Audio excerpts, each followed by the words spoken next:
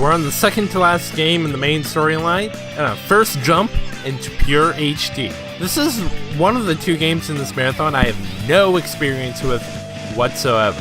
Devil May Cry 3 I first saw on a live stream. The first game I watched the whole entire Let's Play from the Super Gaming Brothers, and for actual full-on experience, I did play the second game during high school, but I never actually beaten it. This is mainly because, well, I only played this during clubs, I got lost in the first area. During clubs in high school, the period for that only lasts around a half hour, and I somehow got lost after 25 minutes in the first area. Oh boy. You know, is it bad that I graduated high school like around last year and I already miss it? But anyways, when I get to DMC, Devil May Cry, I really won't know what the hell I'm getting myself into, but for here, I just hope it's not a bad game, because, oh boy. I may have just jumped from the anime to here, but after playing the first game, I'm kind of scared if this was the intended way to play these games. But anyways, let's just see how the adventures of Dante and Dante 2.0 goes out. Also, please note, I'm basing my opinion solely on the original version of this game. So in this review, I will not be talking about Virgil, Lady, or Trish's scenarios. Just Dante and Nero's scenarios, no one else. I do plan on getting the special edition one day, whether it be on the PC or PS3, so I'll make a follow-up video when I do get it. Now, that's basically because I just kind of jumped on this game when I found it at GameStop. But you know what, either way, let's get this out of the way. This is my review of Devil May Cry 4!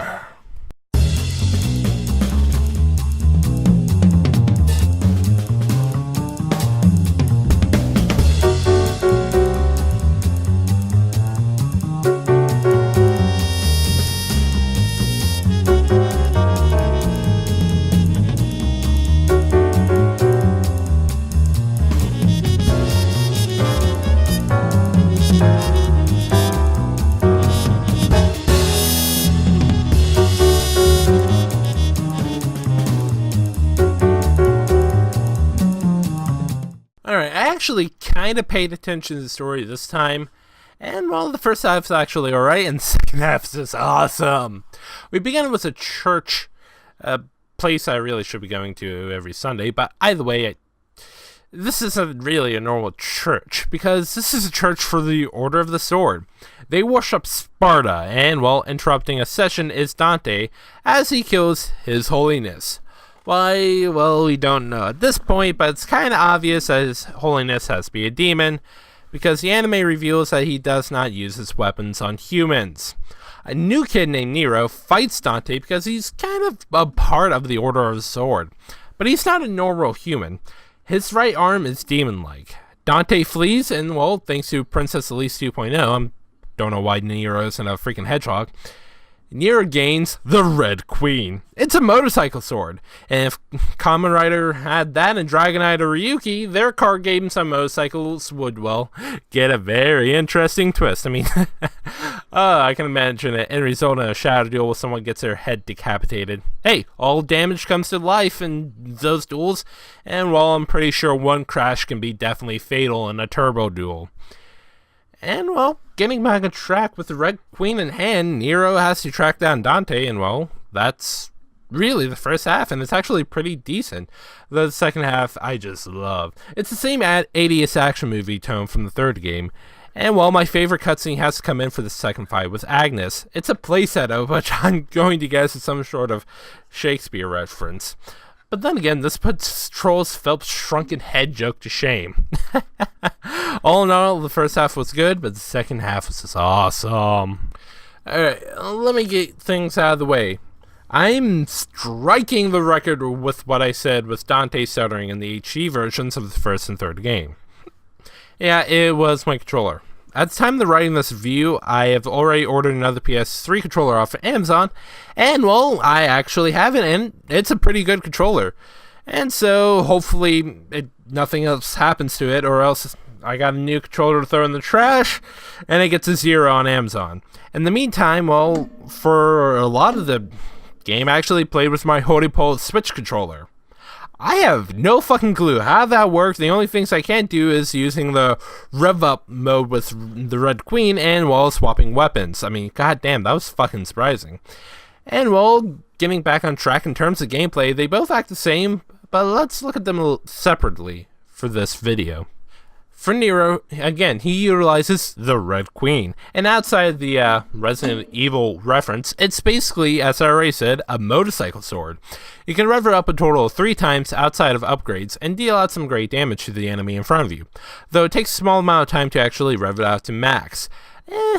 Guess we could just give him a couple of turns so you can get his speed counters up. I don't know, maybe cast Angel Baton, something, I don't know. I gotta get to 5D soon. It's my favorite season of Yu-Gi-Oh! But I'm not done with this game. I'm not done with the marathon yet. 2 more games, 2 more games, 2 more games. But anyways, Dante and Nero both handle the same, but Nero has some abilities that makes him stand out from Dante. And well, I'm mainly talking about Nero's right arm, which is also known as a Devil Bringer. And it's really cool. You're able to grab enemies while you're locked onto them and bring them closer to you to, well, cut them up.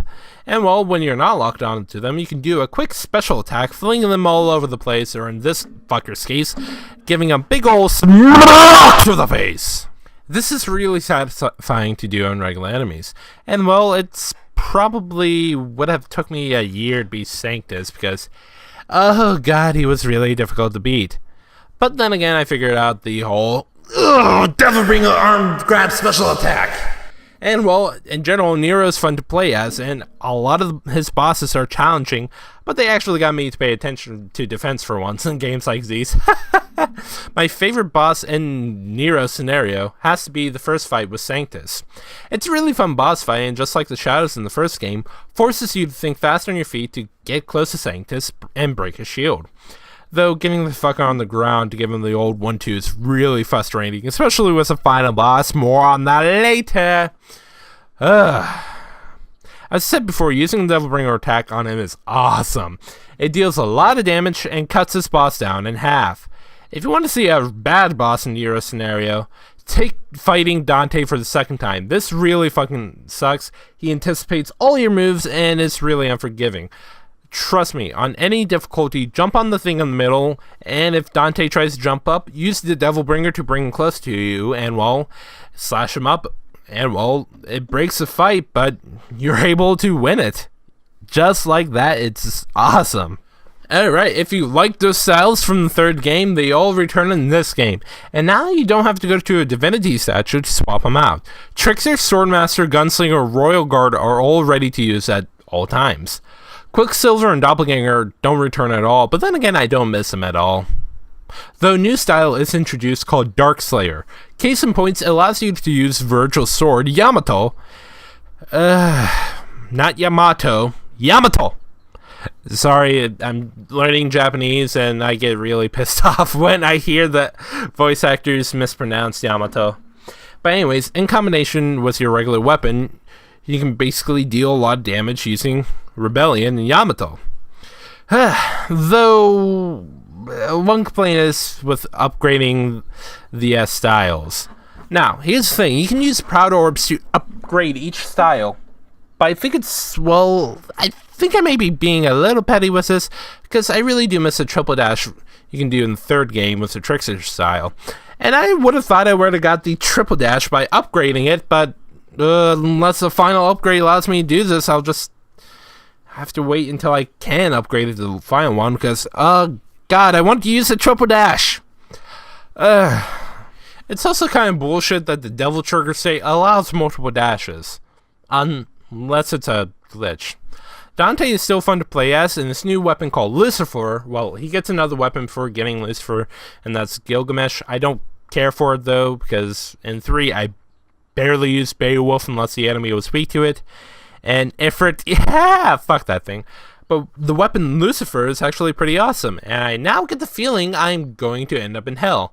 Either way, though, this weapon allows you to throw exploding spears, and it's just a blast to use.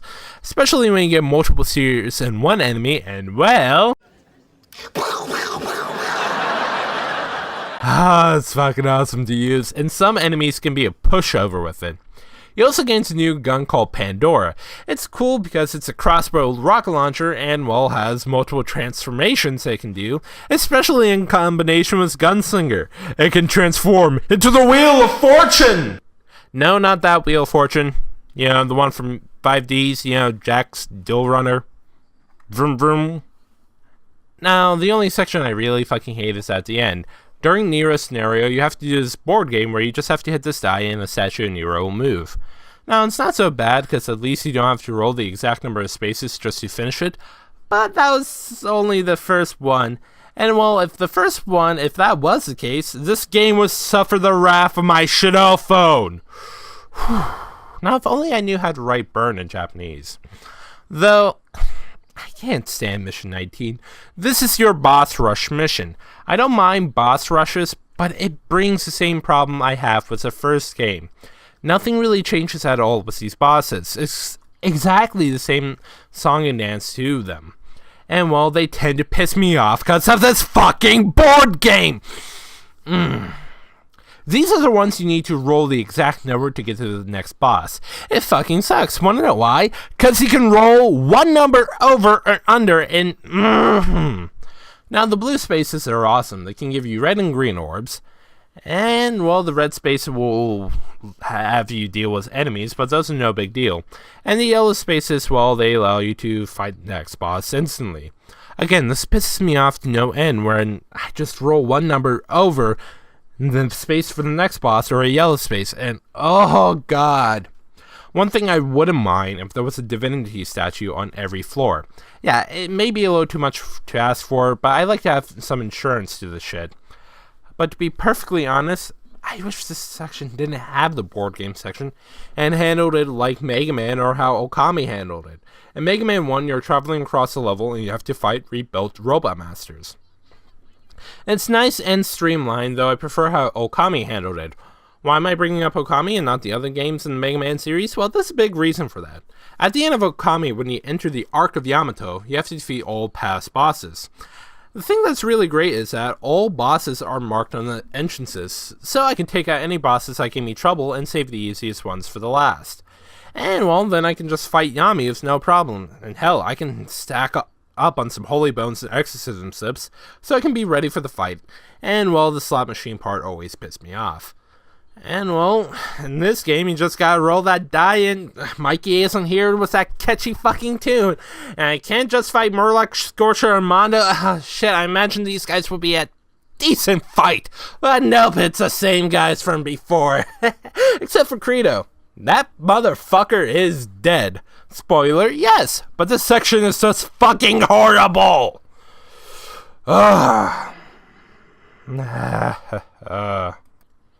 And as I already said, I already like the first Sanctus boss, but the second one for the final boss can go fuck right off. It pisses me off. And, you know, I may just need to cool down because I was tending to curse at my TV, but not in a good way, because it was pure fucking anger. I swear, this is a very cheap boss. I ended up beating it, but I was about to go Super Saiyan and crack my new controller. I'm really regretting not playing on human mode. And, I don't know, I think I was still too fucking pissed off from the board game section before. But, this fight is really fucking cheap and can go fuck itself! Now, you can still buy items from the shop, but Red Orbs doesn't allow you to gain new skills. That's where the new Proud Souls come in. I'm not entirely sure how you get these, but with high base prices for items, if they didn't implement the Proud Orbs, they may have, well, needed to double the amount of Red Orbs that you get. For me, it'll all go to items and not upgrades. Insurance is all I want. Finding secrets with Nero is really awesome because the Devil Bringer will allow you to find blue orbs shards and secret missions and some hidden red orb deposits really easily. The combat educators are better handled than here and then in the third game. In the third game, it feels like you gotta buy new abilities every single fucking time just to destroy the damn thing. Here, you can just give the same 1-2, but to balance that out, the combat educators take more damage. Yeah, sometimes you do need a new skill, but as long as you can get the combos up, you can get all the flames extinguished and get a blue orb shard. There are 2 different types, and with this, you don't need to have a specific weapon equipped. The blue educators are for Nero, and the red ones are for Dante. This game really has some more colors to it, and it looks awesome. I thought this game was just gonna look really bland for our first technical jump into 7th generation, and well, you have the cast to blame for that. I like blue, but the use of it just looks so ugly. I thought it was just gonna look so bland until I got to the jungle area. Damn, it looks so beautiful. The bosses have some very interesting designs and really look cool for the most part. The only boss I don't like the design to is Agnes in his second boss fight.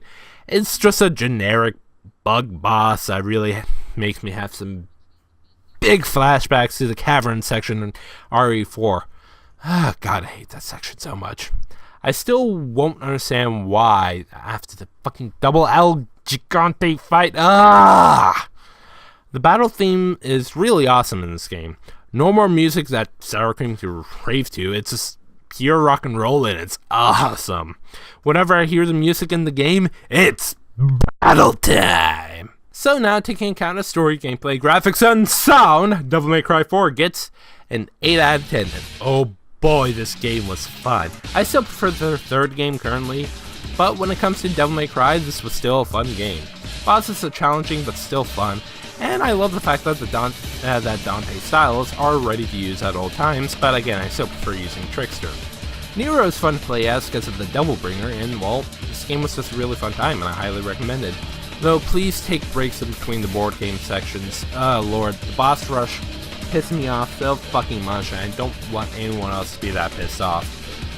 Though I would really hate to see how this fight would have been on Dante Must Die mode. Oh god, if I didn't go Super Saiyan already, oh lord, I would have went ballistic.